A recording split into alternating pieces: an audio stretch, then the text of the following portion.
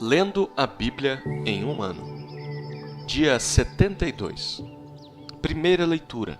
Números, capítulo 19, versículo 1, ao capítulo 20, versículo 29. O Senhor disse a Moisés e a Arão: Esta é uma prescrição da lei que o Senhor ordenou, dizendo: Diga aos filhos de Israel que tragam uma novilha vermelha, perfeita, sem defeito, que não tenha ainda levado jugo. Entreguem essa novilha ao sacerdote Eleazar. Este a levará para fora do arraial e ela será morta diante dele. O sacerdote Eleazar pegará um pouco do sangue com o dedo e dele aspergirá para a frente da tenda do encontro 7 vezes. À vista do sacerdote, a novilha será queimada. O couro, a carne, o sangue e o excremento, tudo será queimado.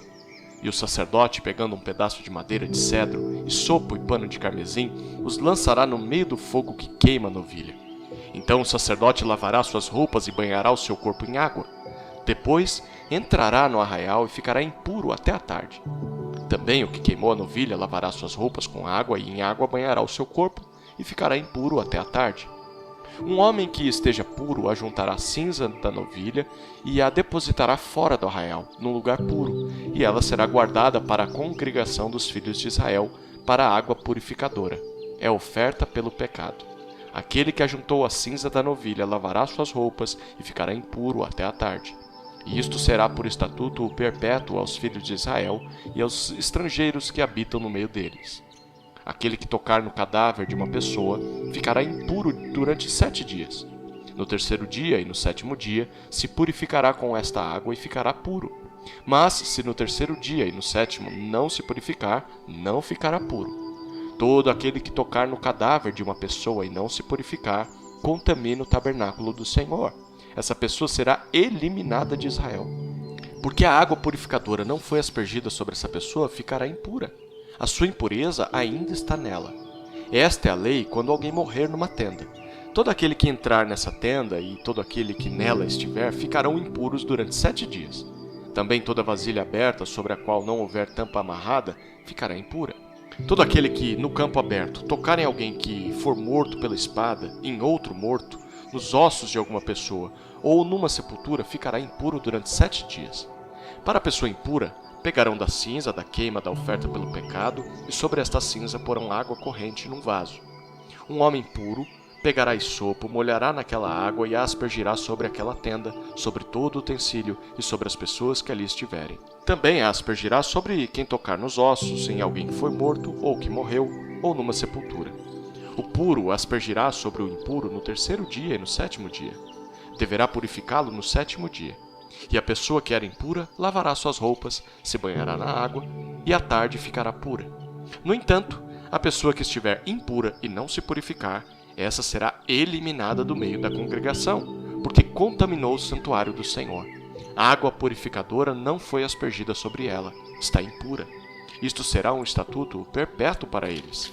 Aquele que aspergir a água purificadora lavará suas roupas, e quem tocar a água purificadora ficará impuro até a tarde. Tudo o que uma pessoa impura tocar também ficará impuro, e quem a tocar ficará impuro até a tarde. Toda a congregação dos filhos de Israel chegou ao deserto de Zim, no 1º mês, e o povo ficou em Cádiz. Ali, Miriam morreu, e ali ela foi sepultada. Não havia água para o povo. Então se ajuntaram contra Moisés e contra Arão. E o povo discutiu com Moisés, dizendo: Antes tivéssemos morrido quando os nossos irmãos morreram diante do Senhor. Por que vocês trouxeram a congregação do Senhor a este deserto para morrermos aqui, nós e os nossos animais? E por que vocês nos tiraram do Egito para nos trazer a este lugar horrível onde não há cereais, nem figos, nem vinhas, nem romãs, nem água para beber? Então Moisés e Arão saíram da presença do povo e foram para a porta da tenda do encontro e se lançaram sobre o seu rosto, e a glória do Senhor lhes apareceu. O Senhor disse a Moisés: Pegue o seu bordão e ajunte o povo, você e Arão, o seu irmão. E diante do povo, falem à rocha, e ela dará a sua água. Assim vocês tirarão água da rocha e darão de beber à congregação e aos animais. Então Moisés pegou o bordão que estava diante do Senhor, como este lhe havia ordenado. Moisés e Arão reuniram o povo diante da rocha. Então Moisés lhes disse: Agora escutem, rebeldes! Será que teremos de fazer com que saia água desta rocha para vocês? Moisés levantou a mão e feriu a rocha 2 vezes com o seu bordão, e saíram muitas águas. E a congregação e os seus animais beberam. Mas o Senhor disse a Moisés e a Arão: Porque não creram em mim, para me santificarem diante dos filhos de Israel, vocês não farão entrar este povo na terra que lhe dei. São estas as águas de Meribá, porque os filhos de Israel discutiram com o Senhor, e o Senhor se santificou neles. De Cádiz, Moisés enviou mensageiros ao rei de Edom para dizer-lhe: Assim diz o seu irmão Israel: Você conhece todas as aflições que nos sobrevieram. Sabe como os nossos pais desceram ao Egito e nós moramos no Egito muito tempo, e como os egípcios nos maltrataram a nós e aos nossos pais. Clamamos ao Senhor, e Ele ouviu a nossa voz. Mandou o anjo e nos tirou do Egito. E eis que estamos em Cádiz, cidade dos confins do seu país. Deixe-nos passar pela sua terra. Não passaremos pelo campo, nem pelas vinhas, nem beberemos a água dos poços. Iremos pela estrada real. Não nos desviaremos para a direita nem para a esquerda, até que passemos pelo seu país. Porém, o rei de Edom respondeu: Não passem por aqui. Se o fizerem, sairei com a espada ao encontro de vocês. Então, os filhos de Israel lhe disseram: Passaremos pelo caminho principal. E se nós e o nosso gado bebermos das águas de vocês, pagaremos o preço delas. Não queremos outra coisa a não ser passar a pé. Mas o rei de Edom respondeu: Vocês não podem passar. E o rei de Edom veio ao encontro deles, com muita gente, com mão forte. Assim, os edomitas se recusaram a deixar Israel passar pelo seu país, e por isso Israel se desviou dali. Então, partiram de Cádiz, e os filhos de Israel, toda a congregação, foram ao monte Or.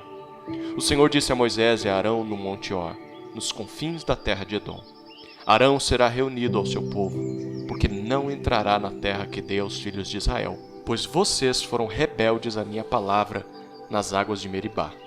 Chame Arão e Eleazar, o filho dele, e diga-lhes que subam ao monte Or. Depois tire as vestes sacerdotais de Arão e coloque-as em Eleazar, o filho dele, porque Arão será reunido ao seu povo e ali morrerá. Moisés fez como o Senhor lhe havia ordenado. Subiram o monte Or diante dos olhos de toda a congregação. Então partiram de Cádiz, e os filhos de Israel, toda a congregação, foram ao monte Or. O Senhor disse a Moisés e a Arão no monte Or, nos confins da terra de Edom: Arão será reunido ao seu povo, porque não entrará na terra que dei aos filhos de Israel, pois vocês foram rebeldes à minha palavra nas águas de Meribá. Chame Arão e Eleazar, o filho dele, e diga-lhes que subam o monte Or. Depois tire as vestes sacerdotais de Arão e coloque-as em Eleazar, o filho dele, porque Arão será reunido ao seu povo e ali morrerá. Moisés fez como o Senhor lhe havia ordenado. Subiram o monte Or diante dos olhos de toda a congregação. Moisés tirou as vestes sacerdotais de Arão e as pôs em Eleazar, o filho dele. E Arão morreu ali, no alto do monte. Depois disso, Moisés e Eleazar desceram do monte. Quando toda a congregação soube que Arão era morto, toda a casa de Israel chorou por Arão durante 30 dias. Segunda leitura. Lucas, capítulo 1, versículos 1 a 25. Visto que muitos já empreenderam uma narração coordenada dos fatos que entre nós se realizaram, conforme nos transmitiram os que desde o princípio foram deles testemunhas oculares e ministros da palavra, igualmente a mim pareceu bem, depois de cuidadosa investigação de tudo desde a sua origem, dar-lhe por escrito, excelentíssimo Teófilo, uma exposição em ordem, para que você tenha plena certeza das verdades em que foi instruído. Nos dias do rei Herodes, rei da Judéia, houve um sacerdote chamado Zacarias, do turno de Abias. A mulher dele era das filhas de Arão e se chamava Isabel. Ambos eram justos diante de Deus, vivendo de forma irrepreensível em todos os preceitos e mandamentos do Senhor. Eles não tinham filhos, porque Isabel era estéril, e os dois já tinham idade avançada. E aconteceu que, enquanto Zacarias exercia o sacerdócio diante de Deus, na ordem do seu turno, coube-lhe por sorteio, segundo o costume sacerdotal, entrar no santuário do Senhor para queimar o incenso. Durante esse tempo, toda a multidão do povo permanecia na parte de fora, orando. E eis que apareceu a Zacarias um anjo do Senhor, em pé, à direita do altar do incenso. Ao vê-lo, Zacarias ficou assustado e o temor se apoderou dele. O anjo, porém, lhe disse: Não tenha medo, Zacarias, porque a sua oração foi ouvida. Isabel, sua esposa, dará à luz um filho a quem você dará o nome de João. Você ficará alegre e feliz, e muitos ficarão contentes com o nascimento dele, pois ele será grande diante do Senhor, não beberá vinho nem bebida forte, e será cheio do Espírito Santo já desde o ventre materno. Ele converterá muitos dos filhos de Israel ao Senhor, seu Deus. E irá diante do Senhor no espírito e poder de Elias, para converter o coração dos pais aos filhos, converter os desobedientes à prudência dos justos e habilitar para o Senhor um povo preparado. Então, Zacarias perguntou ao anjo: Como tereis certeza disso? Pois eu sou velho e a minha mulher também já tem idade avançada. O anjo respondeu: Eu sou Gabriel, que estou a serviço de Deus e fui enviado para falar com você e lhe trazer esta boa notícia. Todavia, você ficará mudo e não poderá falar até o dia em que estas coisas vierem a acontecer, porque você não acreditou nas minhas palavras, as quais no devido tempo se cumprirão. O povo estava esperando Zacarias e admirava-se com a demora dele no santuário. Quando Zacarias saiu, não lhes podia falar. Então entenderam que ele tinha tido uma visão no santuário e expressava-se por sinais e permanecia mudo. Aconteceu que, terminados os dias do seu ministério, Zacarias voltou para casa. Passados esses dias, Isabel, a mulher de Zacarias, ficou grávida. E ela não saiu de casa durante 5 meses, dizendo: Foi isto que o Senhor me fez ao contemplar-me, para acabar com a minha vergonha diante das pessoas. Terceira leitura. Salmos, capítulo 56, versículos 1 a 13. Ao mestre de canto, segundo a melodia, a pomba dos terebintos distantes. Hino de Davi, quando os filisteus o prenderam em Gate. Tem misericórdia de mim, ó Deus, porque os homens querem me destruir. Todo dia eles me oprimem e lutam contra mim.